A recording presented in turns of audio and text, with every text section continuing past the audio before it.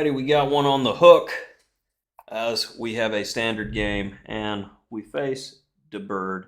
And I believe I'm going to go with the option that I put in Opening Oddities because why allow someone their comfort? And he's going to go straight for the colors reverse Stonewall. And we've got something for that. So completely fine here. Misplacing the bishop. Already pretty confident with the opening for us. Waiting on that. Alrighty, so what's the best way to go forward here?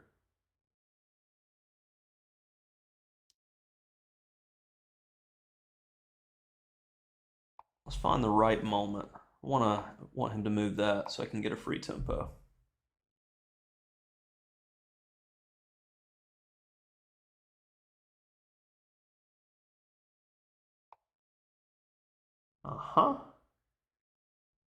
And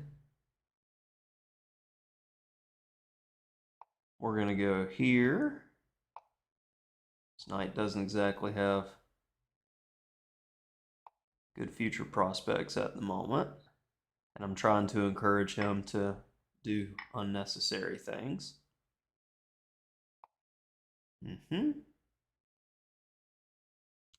Now, if you trade there, all that's going to do is cement you with a backwards pawn. Right?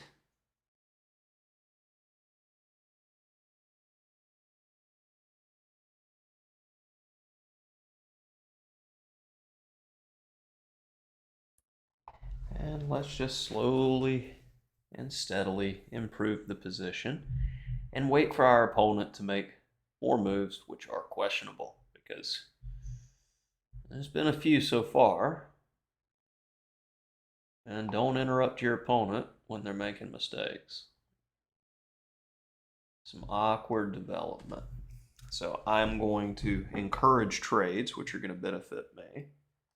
So let's go ahead and try to get that one. And I feel quite comfortable with the structure. There's no real attack here. White's going to have to go all out, and he doesn't have the coordination to break the fianchetto. So I'm not by any means intimidated with what's going on the king side.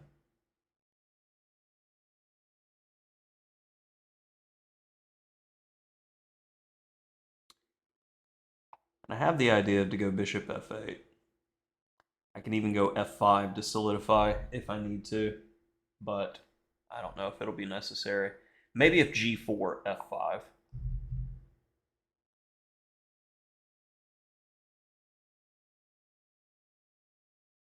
Yeah, I'm talking myself into f5.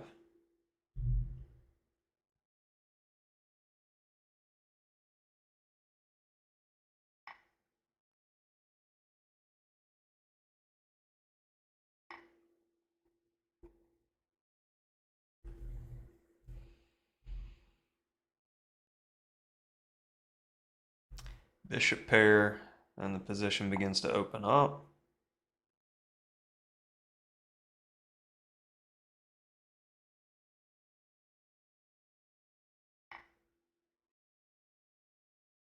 If he takes this way, I have a protected pass pawn forever.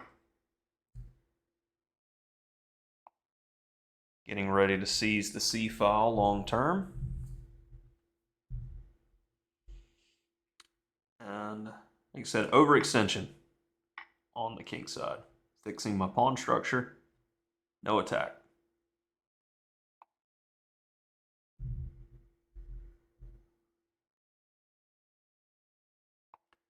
Take time to work the pin.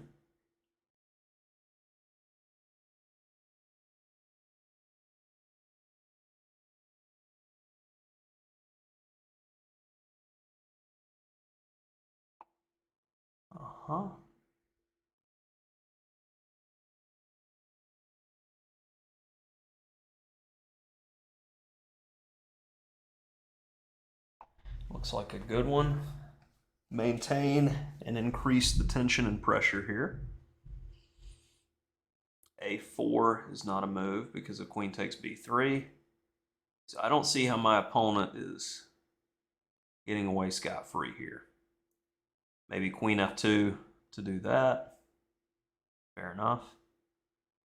But on there, I don't have that.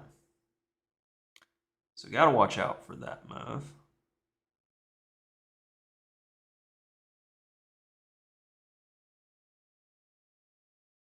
Bishop f6 seems very reasonable.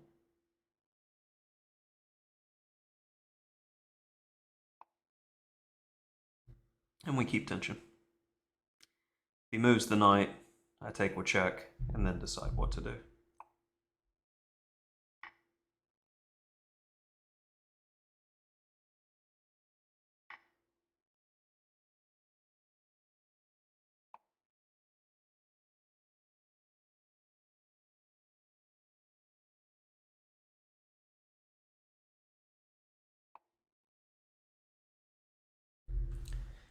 How to get in.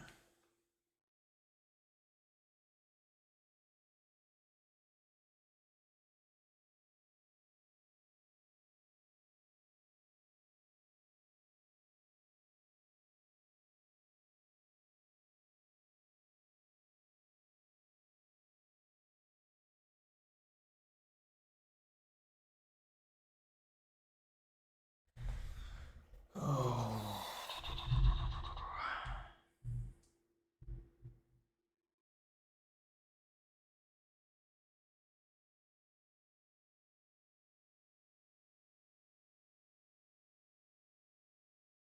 Let's go here. Keep an eye on some key squares. We'll go there, cover there. And if he gets the bright idea to do something like that to try to sack the knight,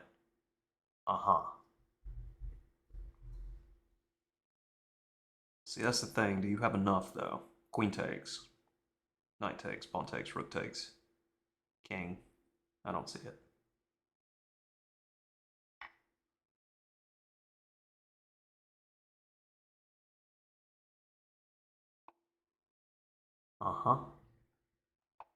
And if we trade queens, you've got nothing ever.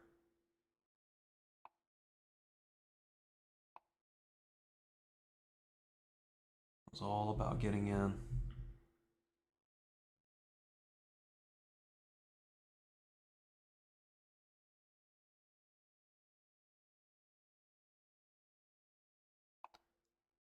Bishop takes, pawn takes, queen takes, queen g5. I don't see enough there to warrant a bishop. Nothing to sacrifice. Killing counterplay.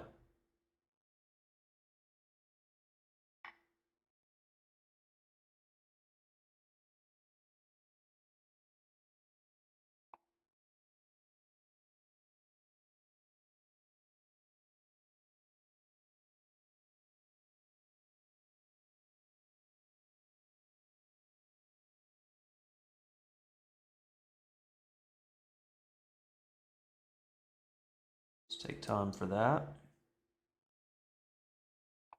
As there are no checks, can't take there. Big threats. No easy way to stop everything. Just kill counterplay. Make the game easy.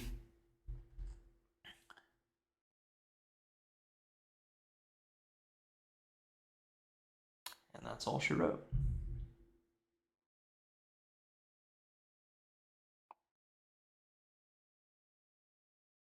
Okay.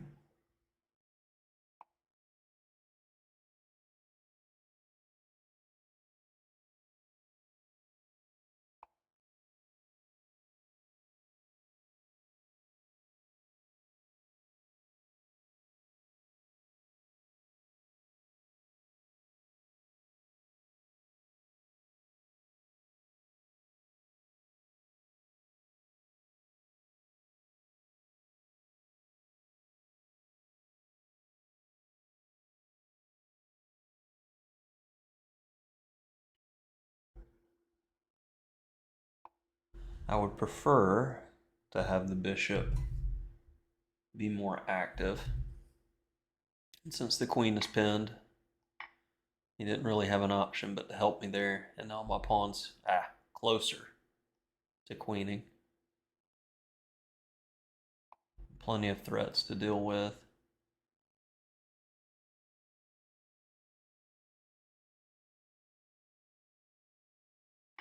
Plenty.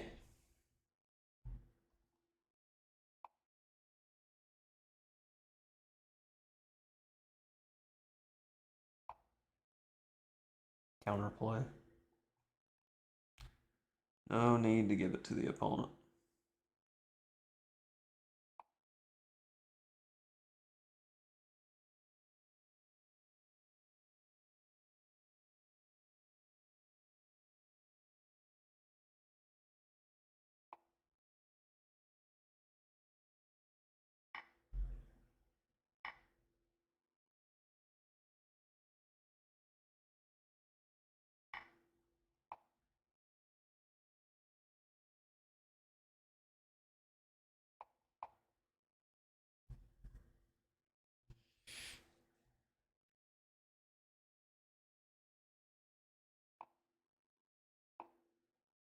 No more checks. No more hope.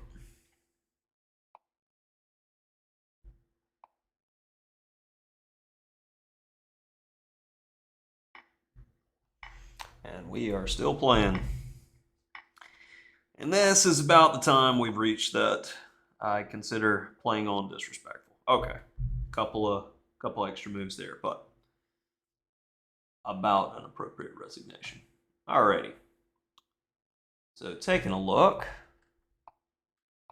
we have one knight h6, which honestly, the main reason you play this stuff is to avoid these Nimzo-Larsen lines because there's actually a lot of dirtiness here, as can be seen by the example games and the engine already favoring black on move 3. You don't often get that in chess, so I definitely, my Opening Oddities course, wanted to meet all the moves that were not e4 and d4 with interesting responses, uncompromising. And knight h6 typically gets a bird player out of their comfort zone early, and you expect bishop d3 because this is the overall system that stonewall. It's a defense, but people use it as an attack. But there's a reason that it has diminishing returns the higher up you get, because it's a slow, closed system. If you waste a move, you're already in defense. And with bishop e2, the bishop is not aggressively placed for any kingside attack, which tells me that my opponent is going to do some slow maneuvering stuff that is already, that's one of those indicators on move 5 that I don't feel white has strong chances in the position. Black's already equalized. And engine said queen c7, support the c-pawn a bit better. Queen e1 makes a lot more sense than what was played in the game because it's angling towards that potential plan. As soon as I saw b3, I began to get more confident because if you're supposed to be attacking and you've got one bishop staring at a pawn chain, another bishop staring at his knight, white doesn't have aggressive prospects for the future. So knight f5. Now, with the queen coming to d2 instead of to e1 and then say out to potential squares where it could have been aggressive, or it could have wound up somewhere over here, and g4, and you risk it all. Now it's blocking the natural square of the knight. So I'm just playing solidly because I feel that my opponent's going to continue to do some weird stuff. I didn't even consider knight takes e5. You don't normally want to take when white has both options to capture here. This would open up the file, but apparently it's all due to the knight being positioned here. So fair enough. A bit of an awkward move, but didn't even consider it. I was happy with this outcome because I knew I got rid of a posted knight, arguably the only good white piece, and I'm pretty close to completing development. So I give the opponent the opportunity to take here, and notice, when you're evaluating the positions properly, you're looking forward to certain things, like backwards pawns to play against forever. When white is grossly lagging behind in development, you have the bishop pair in an open position. It's easy to utilize the open file and just press this guy forever. Queen d7, bishop b5, double rooks on the e file. The game plays itself. So knight a3, queen d7, and a5 is definitely something that I considered, but I was seeing the potential of him going all out. So I was trying to dissuade him a bit, keep him confused if possible. And when I see this, I'm like, all right, now I'm quite positive. I've taken away this square from a rook. I don't have to worry about all-out attack stuff. And with the bishop misplaced and it can't remove this amazing guard, there's no attack. Experience tells me that. So I continue to develop and improve. Again, a5 is a strong consideration, but I ruin nothing with f5. He takes, and now he's playing on one wing. The center is relatively locked, so you play on the other wing. So I initiate natural play. b5. That was a first choice by the engine. Then bishop f6. I like bishop d5, blockading the d-pawn, making sure there's no pawn sack trying to activate this bishop, which is still funny because it is going to be staring at wrong color pawn. After knight c4, engine like this. Fair enough. I like tension and same evaluation. Bishop f6, best. Stop the counterplay, stop the attack before it begins. Rook c8 was good. Queen a5 was best. Queen takes a2 was best. Bishop h4, didn't even consider it. I was so focused on the plan from earlier, it wasn't even in my radar. I'm just trying to make sure that he can't attack me, kill counterplay. And that's one of those times, bishop h4, I would say a more tactically based player would find it in a heartbeat, but I have my advantage. I just want to make sure that my opponent can't do anything to potentially cause me any problems for me to not win this game. So clip that guy because no sacrifices there. And now queen f2, best again. Queen f3, and rook c2, it liked more than my rook c3 because it forces rook f1 and keeps the pieces out of the game. Yeah, I can just see the rest of the game from here. Makes sense, but with this type of deficit, white's got nothing, so I'm not exactly upset with my choice to play the way that I did. And I was trying to coax the king, and I'm missing that. I'm focusing on promoting the pawn. So check, and yeah. Engine begins to see mate, and I don't care because I've just got the rest of the game, and it's simple. So that'll do it from this one. Just playing nice, slower game, enough to commentate a little bit, doing different stuff. Tell me what you like for the channel. You got openings, you got some ideas, you got games, send them to me. Looking for new ideas for content. I want to mix things up on the channel a bit.